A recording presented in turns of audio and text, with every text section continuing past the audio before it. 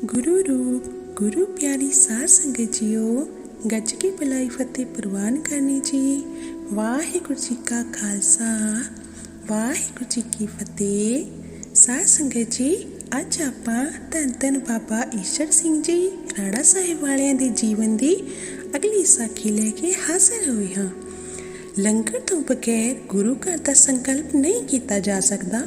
लंगर समूह संगत का साझा भोजन है, जिसनों संगत अपनी किरत कमाई दे दसवंध नाल एकत्र करके भोजन के रूप में तैयार करती है। पर लंगर के प्रबंध वास्ते साफ ते पवित्र थां दा देना भी जरूरी है, क्योंकि संगत के बैठन लई, लंगर के तैयार होने लई अते संगत विच लंगर वरताए जाण लई साफ सुथरी अते पवित्र थां चाहिदी है। ऐसे करके ही अजकल गुरुद्वारियां नाल लंगर खाने तैयार करने की रीत प्रचलित हो गई है।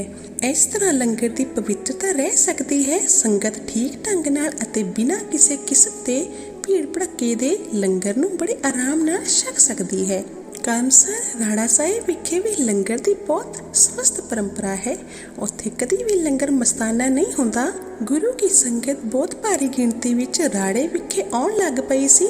इसलिए छोटे संत बाबा किशन सिंह जी ने बेनती की कि डेरा वड्डे प्रसार विच बनना चाहिए है।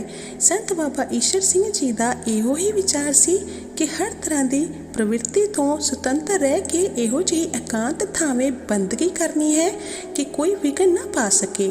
पर छोटे संतां की गल भी वटमुली सी, जिस करके डेरे का आरंभ मामूली छपरियां तो होया दसिया जाता है। अज की शानदार इमारत कदी छपरियां के रूप में कल्पी गई सी, पर समा बहुत बलवान है अते कलयुग का पहरा होने करके संगत भी बहुत सारा ओट आसरा चाहती है। ये आसरा मिलना तो साध पुरुषों तो ही है, पर साध पुरुष वो ही हो सकते हैं जिहड़े गुरबाणी का हुक्म मनते होण अते रब्बी दात समझ के गुरबाणी का प्रचार करते होण। इस तरह छपरियां की इमारत दी उसारी नाल लंगर का प्रबंध भी निश्चित हो गया। राणा साहिब विखे चलते गुरु के लंगर बारे अनेक कथा कहानियां हैं, जिन्हां विचों कुछ एक का जिक्र करना उचित प्रतीत होता है। ਜਿਹੜੇ यात्रु बाहरों राड़े की ढक्की ते आउंदे सन, उन्हां विचों बहुत सारियां दियां मनोकामना भी पूरीਆਂ हो जांदियां सन। इसलिए उन्हां दी गुरु घर नाल होर भी शरधा वध जांदी सी। एक बार रायपुर गुजरवाल दे कई सज्जन नहर के किनारे चलते हुए पिंडां वल जा रहे सन।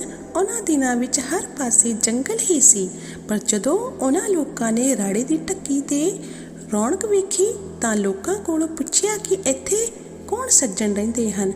लोकां ने संतां बाबत दस दिता। सुन के उन्होंने मन बनाया कि अगले दिन वो भी दर्शन करनगे। दूसरे दिन किसी शरधावान ने लंगर विच 2.5 रुपये का प्रसाद करवाया। सस्ते वेले सन, इसलिए 2.5 रुपया का काफ़ी सारा प्रसाद बन गया। गुरु धाम विच तां थोड़े ही सज्जन हुंदे सन, पर नहर नेड़े डंगर चारन वाले काफ़ी लोग हुंदे सन। उन्होंने पता लगा तो वह भी लंगर विच आ गए।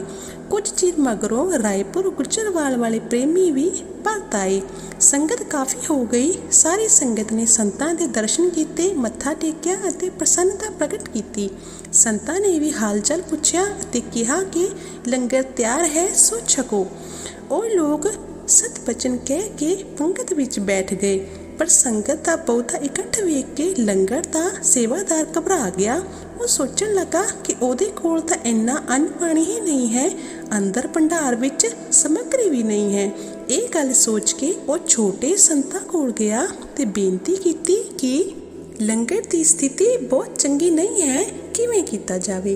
कड़ा प्रसाद घट है ते संगत बहुती है। संत जी ने बचन किया, भलिया लोका, ये गुरु का लंगर है, गुरु ही चिंता करेगा, तेनू काहदी चिंता है। तू सतनाम का जाप करता होया वरताई जा। लंगर मुक्कन नहीं लगा, क्योंकि गुरु का भंडारा अमुक है। पर लंगर का सेवादार भी पैपीत ही रहा।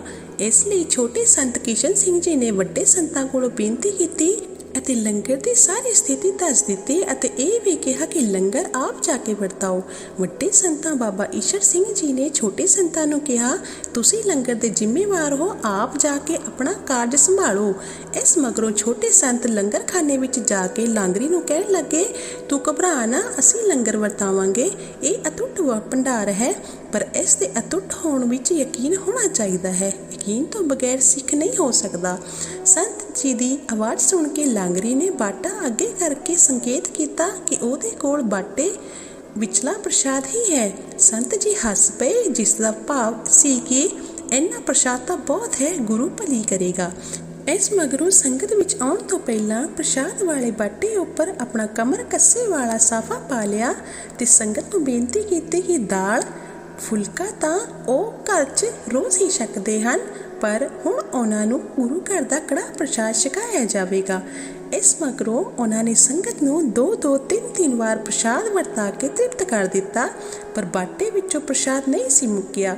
फिर संतां ने लांगरी नूं कहा कि वह बाटे उपरों साफा ना लावे ते शाम तक प्रसाद वरताई जावे, प्रसाद नहीं मुकेगा।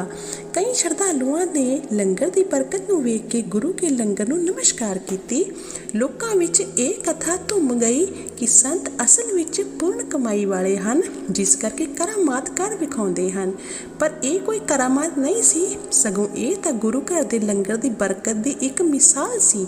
पर लोकां विच जिहड़ी गल फैल जावे, लोग उसनूं तुरंत मन लैंदे हन। सिੱਟੇ वजों सारा ही इलाका श्रद्धालु हो गया, दर्शनां की तमन्ना करन लग पिया अते लंगर वास्ते रस दा घाटा ना रहा। फिर तां संतां दे हुक्म नाल इस स्थान ते 2 वेले कथा कीर्तन का प्रवाह चालू हो गया।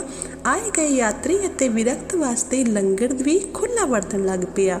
लंगर बारे एक होर कथा होर भी रोचक है। एक कथा संत बाबा मान सिंह जी ने अपने दीवाना विच अनेक बार सुना चुके हैं। कहा जाता है कि राड़े साहिब के गुरुद्वारे विखे रात वेले लंगर मस्ताना हो जाता सी, अर्थात मुक जाता सी ते बचा के नहीं सी रखिया जाता। कई बार इस तरह होया सी कि जदों रात वेले लंगर मुक जाता तां एक साधु आके कहंदा, लंगर है तां लंगर दे दिओ, लंगर नहीं है तां आटा ते नमक ही दे दिओ। लंगर क्योंकि हुंदा नहीं सी, इसलिए उसनूं सुक्का आटा ते दाल ही दे दित्ती जांदी सी। ਉਹ ਉੱਥੇ ही सब कुछ रला के खा जांदा ते पानी पी के टुर जांदा, पर आउंदा उदों ही सी जदों लंगर मस्ताना हो जांदा सी। एक बार वो साधु आया तां उसनूं रसद दे के लांगरी ने कहा, तुहानूं साडे संत जी मिलना चाहुंदे हन, हाले जाइओ ना, क्योंकि संतां ने लंगर खाने वालिਆਂ ਨੂੰ ਕਿਹਾ ਹੋਇਆ ਸੀ कि जदों हुण साधु आवे तां उन्हां नाल उसनूं मिलाया जावे। एक लांगरी ने उस साधु नूं रसद दे दित्ती ते दूजा संतां नूं दसण लई चलिया गया, पर संतां दे लंगर खाने विच पुज्जण तो पहिलां ही वो साधु अलोप हो गया सी। संत बाबा जी ने लांगरीਆਂ ਨੂੰ कहा, परमेश्वर आप तुहाडे लंगर ਦੀ ਪ੍ਰੀਖਿਆ ਕਰ ਰਿਹਾ ਸੀ, ਸੋ ਅੱਜ ਤੁਸੀਂ ਇਹ ਨੇਮ ਬਣਾ ਲਵੋ ਕਿ ਲੰਗਰ ਕਦੇ ਵੀ ਵਸਤਾਨਾ ਨਾ ਹੋਵੇ। ਲੰਗਰ ਦਿਨੇ ਰਾਤੀ ਵਰਤੀਂਦਾ ਰਹਿਣਾ ਚਾਹੀਦਾ ਹੈ। ਉਦੋਂ ਤੋਂ ਇਸ ਤਰ੍ਹਾਂ ਹੀ ਹੋ ਰਿਹਾ ਹੈ।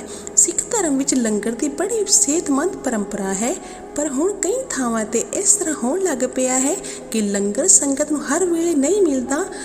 ਕਈ ਹੋਰ ਥਾਵਾਂ ਤੇ ਸੰਗਤ ਬਹੁਤੀ ਹੋਣ ਕਰਕੇ ਲੁੱਟ ਖੋਹ ਵੀ ਸ਼ੁਰੂ ਹੋ ਜਾਂਦੀ ਹੈ। ਇਹ ਦੋਵੇਂ ਹੀ ਗੱਲਾਂ ਮਾੜੀਆਂ ਹਨ। ਇਹ ਬਹੁਤ ਹੀ ਵਧੀਆ ਗੱਲ ਹੈ ਕਿ ਸੰਤ ਬਾਬਾ ਮਾਨ ਸਿੰਘ ਜੀ, ਸੰਤ ਈਸ਼ਰ ਸਿੰਘ ਜੀ ਮਹਾਰਾਜ ਦੇ ਵਰਸੋਏ ਹੋਏ ਦੇ ਦਰਬਾਰ ਵਿੱਚ ਭੇਵਾ ਵਿਖੇ ਵੀ ਅਤੇ ਪਿੰਡ ਫੂਲ ਨੇੜੇ ਰੋਪੜ ਵਿੱਚ ਵੀ ਲੰਗਰ ਹਰ ਵੇਲੇ ਚੱਲਦਾ ਰਹਿੰਦਾ ਹੈ। ਸੰਤ ਬਾਬਾ ਮਾਨ ਸਿੰਘ ਜੀ ਦਾ ਸੰਗਤ ਨੂੰ ਗਦਗਦ ਭਾਵ ਨਾਲ ਇਹ ਵੀ ਕਹਿ ਦਿੰਦੇ ਹਨ, ਆਪ ਢਿੱਡ ਭਰ ਕੇ ਖਾਵੋ ਅਤੇ ਘਰ 'ਚ ਪਰਿਵਾਰ ਲਈ ਵੀ ਲੈ ਕੇ ਜਾਵੋ। ਗੁਰੂ ਦਾ ਲੰਗਰ ਹੈ, ਅਸੀਂ ਤਾਂ ਸੇਵਾਦਾਰ ਹੀ ਹਾਂ। साध संगत जी, अज की सेवा प्रवान करनी, अगली साखी अगले भाग च लेके हाजिर होवांगे। वीडियो नूं लाइक करियो तो चैनल नूं सबसक्राइब करन दी भी कृपालता करनी जी। वाहिगुरू जी का खालसा, वाहिगुरू जी की फतेह।